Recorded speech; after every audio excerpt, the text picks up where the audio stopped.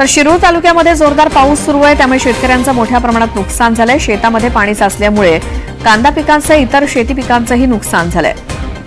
दरम्यान शासनानं नुकसान झालेल्या पिकांचे तत्काळ पंचनामे करून नुकसानग्रस्त शेतकऱ्यांना त्वरित नुकसान भरपाई द्यावी अशी मागणी शेतकऱ्यांनी प्रशासनाकडे केली।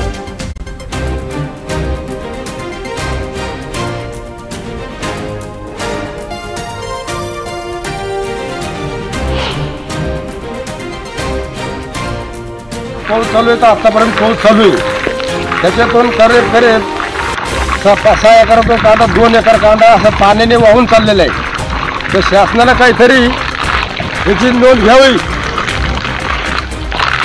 याचं काहीतरी खर्च भरपाई द्यावा, शासनाकडून मंजूर व्हावा ही नम्र विनंती आमची।